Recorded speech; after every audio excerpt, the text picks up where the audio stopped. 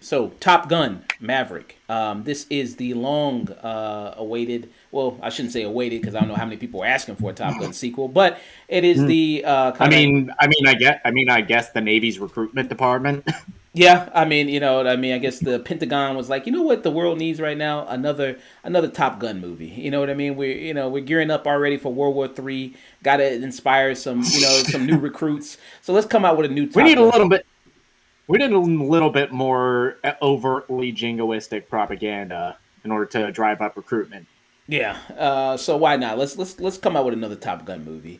So yeah, we have Top Gun Maverick. Like I said, which is the kind of many decades later sequel to the first Top Gun, which we'll be getting into as well in this review. Top Gun '86. Here you have returning lead Tom Cruise as Maverick in this movie. And in this movie, he's a much older pilot as always, but you never can tell. I mean, Tom Cruise is still looking good in this. He'll be 60 this year. And there's Dear scenes God. where he's got his shirt off and Yeah, it. Yeah, and it's hilarious that they have him. They have him acting opposite people like John Hamm, like Ed Harris, and even Val Kilmer to an extent. And everybody around him looks so much older. I wonder if they de-aged him. he told the camera, it's like, hey, put that soft filter on me, put that Vaseline on the camera a little bit.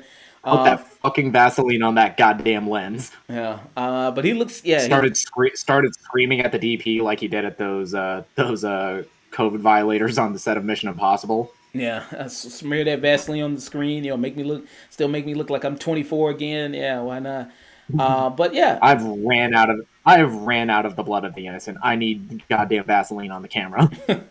but yeah, I mean, yeah, shout out to him. I mean, hey, I mean, if looking that good, hey, all you gotta do is pray what does he pray to, Zulu or Cthulhu Oh, or pray to fucking I don't uh, know. Pray to Xenu. Donate millions of dollars to this church. yeah. I mean, sure, maybe I gotta sign up on that plan. Maybe they got a good workout plan. They got a good gym there. So You yeah, know, who knows? I heard about it in this very persuasive literature. yeah, gotta maybe check it out. So I mean, he's coming in here back again as the pilot, and not much has changed really much in Maverick's life over these last decades. You see, he's not married, doesn't have any kids, still is a captain, and which even they remark in the film, it's like you should be a two-star admiral by now. Even maybe a politician, senator, maybe.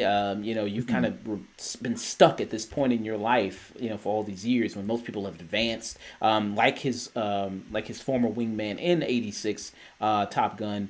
After Goose passed away in that, Iceman. And you see small cameo appearance by Val Kilmer. If you don't know, Val Kilmer had some issues with cancer. He got diagnosed with throat cancer a couple years ago, and that more or less forced him to retire from acting. A lot of it's covered in this amazing Amazon documentary, Val. Yeah, and so he can't use his voice anymore. He has to put like a speaker up to his voice. And then I think with this role, where he kind of comes back in a small little cameo appearance in this movie, is that they kind of used stitched together kind of like AI created generated voice from his past performances and things, as well as like I think his son as well added as well to the voice in this. So you kind of have that here. But like you said, like Val Kilmer's character's Iceman is in this, and he's kind of been the one helping Maverick after all these years, getting him out of trouble because he still kind of, has that streak in him, that kind of hothead streak, even after all these years, still defying authority. And that's kind of landed him where he is now. You see in this movie, where he has to train some new recruits in the Top Gun school.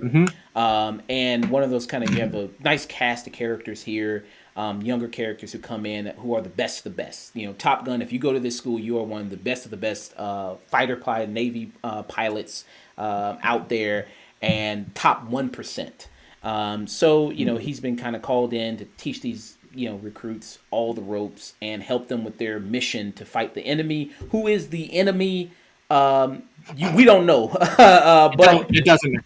It Doesn't At the end matter. of the day, it doesn't matter. It could be Iran. It could be fucking Serbia. Who the hell knows? Yeah, could be Russia, could be China, could be the Decepticons. I don't know, but it's Autobots, Decepticon, don't matter. yeah, it's just Could be goddamn Dom Toretto and fucking crossing over with F10. yeah. Could be. Could be him. Could be Dormammu. I don't know, but the thing is, they just have an enemy. No, They no, no. Tom Cruise could be flying a plane against Thanos, and I wouldn't question it. yeah. Yeah, why not? So yeah, they have a vague, descript enemy in this that they have to kind of blow up kind of their base here. That's all you get, but that's not, like you said, that's not really the point. That really doesn't matter. The enemy. It's just about seeing Yeah. this character kind of return of Tom Cruise as Maverick, and it goes to further proof that Tom Cruise he's a movie star. He's there's a reason why he was so successful as he was, and he's just got Yeah, that. he is one of the last like tried and true proven movie stars. Yeah. He comes from that generation, and I was also asking that question as well online of like he's kind of that last group of how we look at like kind of the golden era of Hollywood, as you call it, back in the day, of people like Marlon Brando or Paul Newman or James Dean, kind of that golden era there. I mean, you also have kind of another era after that, I think, of further after that, of these kind of movie stars, of people like Tom Cruise and Nicolas Cage and Denzel Washington and, Will Smith and guys like that, and how that is kind of gone now. You know what I mean? Most of the stuff now is driven by IPs. It's driven by the properties, Yeah, yeah, and even in the smaller stuff, if it isn't driven by strictly by IP, it's driven by I think by original idea, which is in terms of a lot of the smaller stuff, or even director, because we see a lot more from the director of on movie posters now, where I don't think we really saw that back in the day. Yeah. It wasn't a big concern.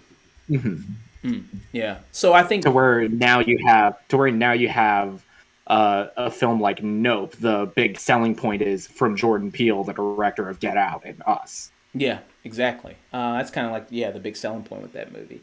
And like you said, yeah, if you do kind of have that, sometimes you have the creators of things now who are kind of the directors and showrunners and things like that, who are also kind of what mainly draws people, like from the director of this and that.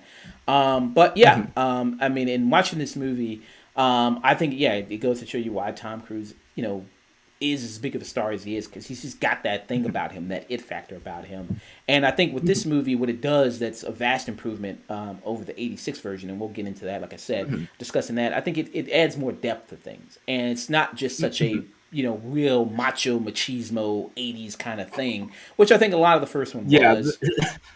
Yeah, the first one, I was talking to friends about this, and the first Top Gun is just a shameless recruitment ad for the United States Aviation Program, wrapped around a softcore gay porn film. I mean, yeah. I mean, that's kind of a good description of it, especially the volleyball scene. It's like, Oh hey, man, the volleyball scene. No, it's not even that. It's just that whole scene where it's like Iceman and Maverick are like step into each other in the locker room, and completely deadpan, Val Kilmer just does yeah, to Tom Cruise. It's like, yeah. There's a lot of okay, it feels like there's a lot of sexual tension there, especially this scenes where Val Kilmer's just staring at him. You know what I mean? there's more sexual tension between Val Kilmer and Tom Cruise than Tom Cruise and Kelly McGillis. Yeah, Because that whole subplot of that film feels like an afterthought, much like the actual like third act mission in that film. yeah. I think the love story in that movie is, I mean, because the love story in that movie is Goose and Maverick. I mean, you know what I mean? That's the real kind of love story there. That is the real love. That's the real love story, and the real lust story is between Maverick and Iceman. Yeah, I mean, because Goose, Maverick have such a great relationship, and they are just truly best friends, and that's great to watch. That's the real core of the movie. There is seeing these two best friends, kind of go to Top Gun, and then this movie in Top Gun Maverick, I think you have the relationship element here. That's also something that's vastly improved upon. Mm-hmm. They don't bring back Carrie McGillis. They don't bring back her character from the first movie. They bring back they don't bring her back. This is a new character, Jennifer Connelly. Well, it's a character that's name dropped in the original movie. Okay. Name drop the original. Because she was the admiral's daughter, right? Yeah, I think she was like the admiral's daughter that got him in trouble. Oh, okay. Well, one of the times Maverick got in trouble in Top Gun. Okay. And so to see her, they have a nice kind of relationship here. Because, and like I Mm-hmm. said, in the first one, it was such a throwaway kind of thing. And it was so kind of like, playing games and everything. Now you see this, it's like, Yeah, it's like the romance scenes in the original movie are, by today's standards, kind of creepy. Yeah. Because he's just like picking up a microphone in the middle of a bar, introducing himself by his call sign, which speaking as someone in the military, you do that, you're getting your ass laughed at and thrown out the bar. And also following her into the bathroom, which is also gross. Yeah. And I think like I said, the relationship here, in this with Tom Cruise and Jennifer Connelly, very much I think an improvement. And it's two grown people, even though they've kind of fallen out at one point and in their lives, like I said, they used to be in a relationship. The way they're doing things, is very mature, and they do have a good chemistry and they do have good conversations, which I do appreciate. And also an age appropriate love interest for Tom Cruise. Yeah, very much so. I was going to mention that, an age appropriate love interest.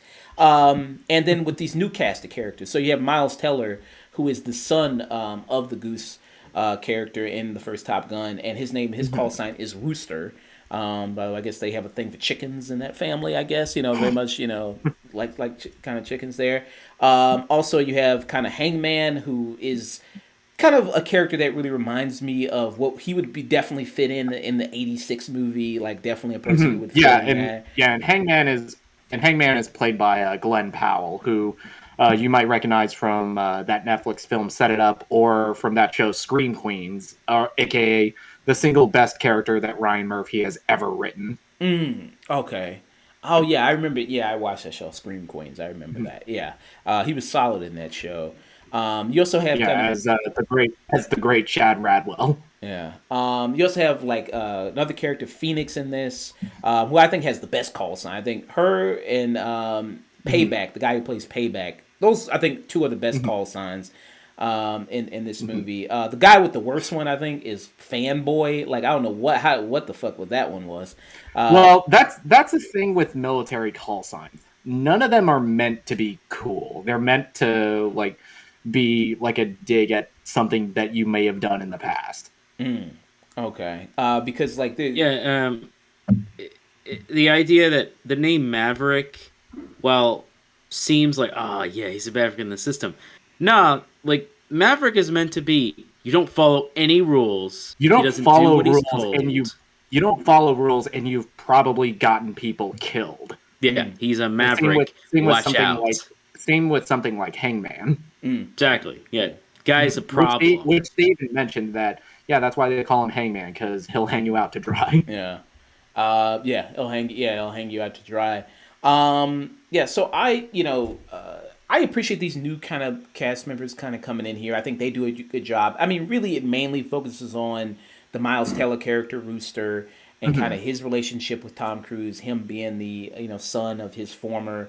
They swap out the dramatic relationship from the first one, where that one was much more revolving around homoerotic sexual tension, or as conservatives would like to say, just this ultra masculine rivalry. This is more about a father and surrogate son dynamic, which I think works really well. I think a lot of people are comparing this film and the original to something like a similar dynamic with Rocky and Creed. Yeah, I think that's a good comparison. I can kind of see that there.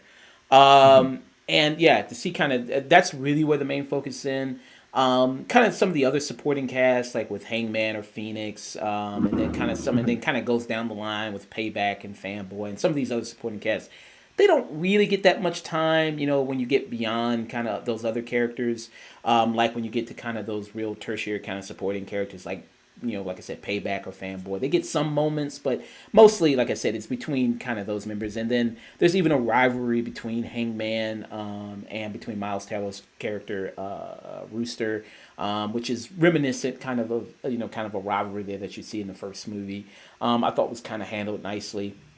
But yeah, I think that does a great job at that as well. And the real, I think, big selling point in this movie of really why you would want to see it in IMAX, and I recommend seeing it in IMAX if you can, if you have a theater, is the dog fights. Yeah. Oh, fuck yeah. Which were impressive. The dog fights, yeah, they were impressive for the 80s. But every time they cut to a shot in the cockpit, you could tell that, okay, this is probably just on a soundstage somewhere, intercut with real life footage of Navy pilots actually flying the jets in the air. Mm-hmm. But if you go to look up a lot of the behind the scenes stuff on Maverick, Tom Cruise literally put all of the actors flying through flight school. Wow. That totally checks with him, considering what I know about the behind the scenes on the Mission Impossible movies. Yeah, from 3 on. Tom Cruise is an absolute mad lad. He basically put all of the actors through flight school. Now, I don't know if they were actually flying the jets, but I believed it. Especially when you get the shots of them doing a lot of the dangerous dogfighting, you can feel that gravity weighing down on their faces as they're doing these stunts. A lot of it's incredible. And the third act, especially when they finally get to the mission, it's a really solid third act of a film. Yeah, absolutely. I mean, it's intense. And when they explain what it's like to be in the cockpit, and they call it, when you G-lock is what they call it, like when you're kind of going up and the gravity kind of hits you, and it's like you're feeling 2,000 pounds of pressure, on your lungs and your body, which closes off the blood, going to your brain, which kind of you have to fight to kind of stay, to stay conscious. Stay conscious. And yeah. Oh yeah, go ahead, Dust. Oh, that's why there's a requirement on, if you have low blood pressure, or if you're being recruited, you state that immediately, because if you're in the cockpit and you're taking off, all that pressure of G's on your body will you'll just conk out and taking lift off. I do know, apparently. I do know. There's a reason that the medical requirements to be a pilot, especially a fighter jet pilot, are so stringent. Yeah, it's because of that, of situations like that, where if you do have a outlying medical condition, you could die, or you could black out, or something very dangerous. Others in danger. Although I won't name names, but I know someone who their grandfather lied during World War II to become a pilot, and he lied about his low blood pressure, and every takeoff he would pass out for 30 seconds.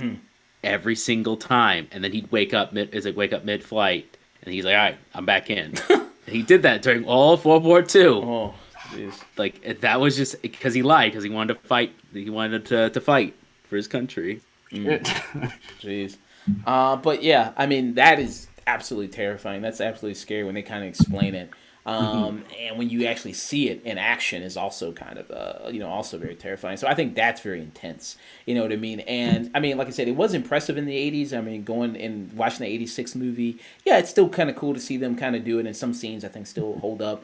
But I mean, in this, it's a whole nother level. And I mean, obviously there's some CGI that's also put in here as well. But yeah, of course. But it's just so kind of seamless, I think, on some parts. The ending, when they go to the base, I think you can tell that CGI is a little not as polished.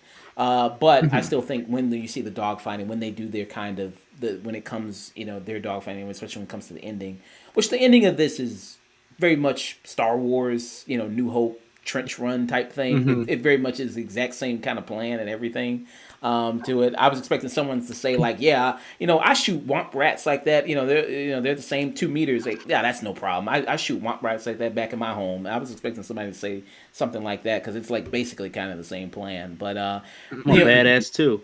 Yeah. But I think to kind of see that is very, very impressed. I think that's one of the big kind of key points of this movie. And hearing kind of early reactions coming to that, I was kind of going like, you know how that goes. Early Mhm. reactions of movies. Yeah, People are it's gonna like yeah, it's like are these people just excited they got to see the movie early? Are they just really high on the original movie? Are they paid off by the Church of Scientology? yeah. Who knows? Yeah. But actually sitting there and watching it, I was like, wow. I mean, damn it, they did it. They, did kind of what is hard to do, which is do a sequel after many decades later that's actually good. There's few movies in that category. I'd put Mad Max Fury Road. I'd put Bad Boys for Life. I'd put Creed. Creed. Blade Runner 2049. And I would put Yeah. this. I think this is a movie that I think outdoes the original movie in a lot of ways. Oh, In oh every way yeah. possible. This is a marked improvement over the original film. Because Yeah. yeah, this is a gigantic leap over the original movie. The original movie, I think it is 80s cheese at its absolute finest, but if I was just looking at it as a film, it's not a good movie. Yeah, there's a lot of stuff. I mean, like you said, the love story with Kelly McGillis, you could kind of cut out. I don't think there's any real chemistry between the two of them, her and Tom Cruise. There's a lot of that movie. There's a lot of that movie that you could cut out and very little would change. It's mostly just an excuse for montages and to plug that Kenny Loggins soundtrack. Yeah, there's a lot of montages, and there's a lot of Shirtless slow-mo volleyball scene set to a song that's about hanging with the boys. That whole relationship, even with the romance relationship, is completely saved by that soundtrack. Yeah. Take my breath away. Yeah. Like Yeah. seriously. Yeah, Berlin. That's is all a the romance. fucking banger. Yeah. That's all the romance. So yeah, a lot of that movie's carried kind of by the soundtrack and by I think you have a good cast, like you have Val Kilmer, prime Tom Cruise, even Anthony Edwards in the movie. Who I mean, he's kind of treated as a little derpy, a little, you know what I mean? Because you see everybody's got their shirt off except for him, the volleyball. You know what I mean? Like, he's the only one that doesn't have his shirt off. He's a little kind of portrays a little derpy or whatever, but. He's a good friend to Tom Cruise in the movie, and like I said, that's really kind of the good relationship there. Even getting Miles Teller to play the son of the Anthony Edwards character, I think he looks similar to Anthony Edwards. It's seamless. Rewatching the original and then seeing Maverick a couple days later, the performance is seamless. I buy that Miles Teller is the son of this kid of Goose. Yeah, I think maybe giving them the mustache was a little maybe overboard. Like that was a little much. That was a little distracting. Yeah, it's like okay, we got to make sure people know that he's the son because he's got the same mustache. He even grew his mustache. But I think a lot of stuff with him was like idol worship. With his dad, or maybe wanted to be like his dad. So I guess you can also kind of go with that if like he just wanted to do that. And like his whole kind of arc in the movie, Miles Teller's character as Rooster of him when he flies, like yes he's a good pilot, but he's way too conservative. He's way too safe. Because of what he fears of maybe not making it back home, of what happened to his dad, and that really plays I think really great into the movie. And I think you really do have some good emotional scenes here with the Cruise character of not being able to kind of let that go, of what happened to Goose, and because in the first movie it's kind of just done away with, of like yeah okay he died, you gotta let it go, man, you gotta get over it. Get back up on the plane, start flying again, let's go, you know what I mean? It's like hey man, third act needs to happen, let's go. Yeah. But here it's like you really see that kind of grief is still weighing on him and everything like that, and what that's kind of impact that's happened on him after all these years, which I thought was really great. This movie it also doesn't try to force anything. I don't think of trying to go like, hey, remember Top Gun '86? You remember that movie? You remember this? So many movies when they do sequels of other kind of things. Yeah, it never stops the movie in order to have those. Hey, remember this moment from the original movie? Instead, I think it takes the original movie and it has scenes repeated from it beat for beat, but it's given a lot more it's given a facelift that actually makes it work better. Like the whole like shirtless slow-mo volleyball scene, there's actually a pretext for it in the context of this training school, whereas in the first movie it literally just stops in order to get everybody's shirt off and to play volleyball. Yeah. With Kenny Loggins. Kenny Loggins being good. Hanging with the boy. Yeah. Like they said, they do their own volleyball scene in this movie, which they play football, and there's actually a purpose to it. There's actually a meaning behind why they do it instead of the first one. There's lip service to a purpose for it, but there is one. Yeah. So I kind of also really appreciated that, and yeah. And if I have any issues with it, I think maybe the ending is maybe a little too kind of going on. Maybe you cut it off a little bit sooner. But I still think the ending was very strong. And like I said, the action scenes in this are so impressive. The dog fighting and then going on is really good. Yeah. Yeah, I think Cruz I think he gets to actually stretch as an actor, especially in a lot of the scenes with where he does with Miles Teller, and with a lot of him being an instructor, and especially the scenes with Val Kilmer. Those are really heavy emotionally. Even if I think the script doesn't really justify it, just knowing everything I know about Val Kilmer and how much he's been struggling to get back to acting again. Those really hit hard. The weaknesses, I think the script is kind of lacking, which I think happens when you get one of the best working screenwriters working today with Christopher McQuarrie, with one of the worst with someone like Aaron Kruger. Yeah, and Christopher McQuarrie, he's also known for doing the Mission Impossible movies with Tom Cruise. Yeah, writing and directing the Mission Impossible films. Is the screenwriter for stuff like Valkyrie, stuff like The Usual Suspects. And I think some of the performances from some of the younger cast are a little bit lacking. Like, I think Miles Teller, he's just fine. I think he borders onto that just bratty of "you're not my dad, fuck you, man," instead of making me feel that emotional weight. But Teller is really good at playing an annoying little twerp. I mean, that's why J.K. Simmons was whooping his ass. Yeah. I was waiting. Yeah. Every problem I have, I think, is with the script. But the action in this is so engaging and so thrilling that I still had a good time watching the film. Yeah. Yeah, I can see a point about the script. At some points there. And like I said, the other characters, you know what I mean? Yeah, they're kind of surface, kind of really not a whole lot to them, but it's a kind of nice supporting cast of people that are there to back them up, that are kind of decent enough. John Hamm is in this. He plays a nice kind of villain in this, I guess, if you want to say one. To Tom Cruise, you know what I mean, in this movie. Yeah, he's a good foil to Tom Cruise. I think in this film. Also because, hey, I'll watch John Hamm in just about anything. Yeah. I think he's good in this as well. Yeah. I think this is a very strong movie. Joseph, the person who directed this, his name was Joseph Kosinski. And funny, he did another kind of decades sequel as well. He did Tron Legacy as well, which is another kind of decades That is sequel. also an underrated movie. Yeah, it's like I really loved it when I first saw it, and then tried to revisit. It's really not that good. And then I think I've grown to appreciate it more over time, and I think I've done that with a lot of Kaczynski's movies, because he did that. He also did that Tom Cruise movie Oblivion as well. Yeah. Oh, go ahead. Yeah. No, just with Tron Legacy. I think the only parts of Tron Legacy that perhaps a little bit probably more on the father-son dynamic on that one, and then the CGI and Jeff Bridges has not aged. Young Jeff Bridges has not aged well. But everything else in that movie, that's fun.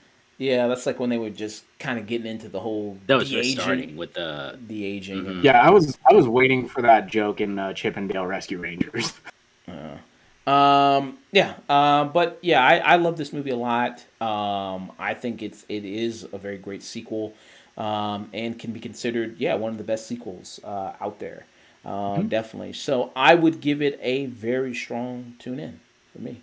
And with the 86 Top Gun, I would give it a stream it maybe for me.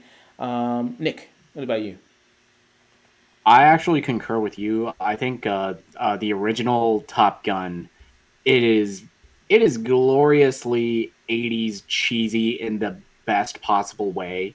It is not a film meant to be taken seriously. It is meant to just be kind of this B movie. You see why it was so popular back in the day. You see why it's become this well loved classic film. But looking at it in a vacuum on its own, it's not a good movie. No. That script is weak as hell. The actual like third act kind of comes out of nowhere.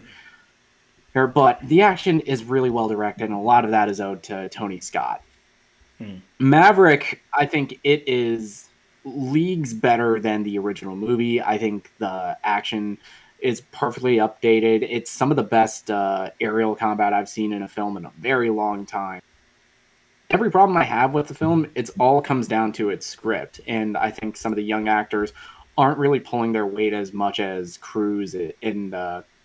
as much as Tom Cruise is, and I still give it a very strong tune in, and I do consider it one of the best legacy sequels, but I'm not really itching to watch the movie again.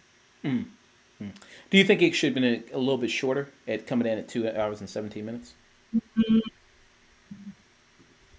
Maybe, but I really like the fact that the third act, it doesn't let you really breathe. It just keeps going. There's one it's like one problem comes and then another happens. You think people are gonna, and then another problem comes, and then it just keeps raising the stakes up until the very last shot of the film, which I really appreciate that kind of third act. Okay. And what would you did you already give a rating for 86? Yeah. 86. I'd say stream it. It is kind of it is one of those times where you probably definitely should watch the original before going to see Maverick because it just raises that bar so high after seeing the original film. Because if I didn't watch the original Top Gun before seeing Maverick, I probably would have given it a much lower review. Okay.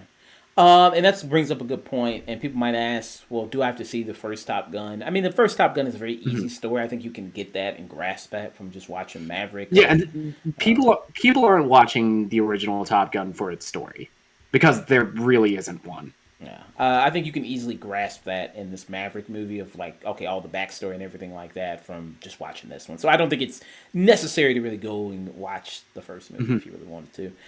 Dust, what do you think about the '86 movie? What would you give that one? That movie, as Nick said, is 80s cheese. You understand why it is the classic it is, but on closer inspection, it is. He's right. It is not a solid script. The third act kind of comes out of nowhere, and just because like, look, we got to finish this up with a bang. Okay, we can't be sad. All right. Yeah. Who are we fighting? Doesn't matter. Why are we fighting them? Doesn't matter. All right, we blow up that pilot. Did we just start a war? Too late. Movie's over. Maverick's awesome. Yeah. End credits. Yeah. But it's still one of those movies. It has the right amount of elements. Top Gun is one of those movies where it is relied solely just on the atmosphere it builds, and that's all it's selling. It is selling the nice sheen of a good car, but it's running bare seats. But it sure don't look nice. Yeah. Yeah. So what would you give it? Right. I'm gonna say stream it. Stream I think it? it's a solid stream it. You can kick back, relax, have a good time. You can not pay attention to the parts that aren't as entertaining or kind of boring, but yeah, it's not so bad. Pretty good. Yeah. And that soundtrack is fire, though. I will say the Danger Zone is kind of fire. Which they do open up this new movie, Maverick. Yeah, which if you open it up any other way, I wouldn't have been excited to see the film. And shout out to the crew of I think it was the USS George Bush that they actually filmed on. Oh, okay. USS. All right. Yeah, that was nice opening. Yeah, that's a good song. I like that Danger Zone song, and they do have a new song which was done by Lady Gaga in this movie, which I thought was fine. I thought it was good. was It's okay. not as good. No, but I still thought it was decent. It was decent. But yeah, yeah. Excuse me. It's not the Bush. It was the USS Roosevelt. Okay. Oh, okay. But yeah, strong reviews for Top Gun Maverick. Yeah, I recommend checking it out. Might be on my best of list. Might be on my best of list. Nice. Coming. Might be. I got to see how this year shakes out, but I don't know. These action scenes are incredible. Might be on my list for just best action movie of the year, but we'll see. That's something I'm really happy to hear, because that's something I've kind of gotten tired of. I want real locations and real things to happen in movies again. Yeah. Like, I'm kind of getting tired of the CGI in the background. We'll just put it in. Actually, putting a camera in a cockpit is going to look way better than you just faking it.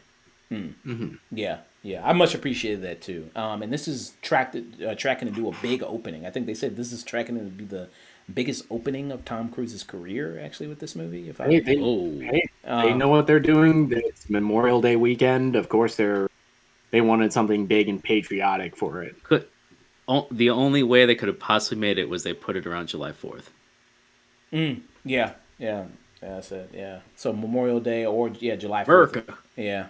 America. Yeah. So yeah, Top Gun Maverick. Yeah, high scores all around.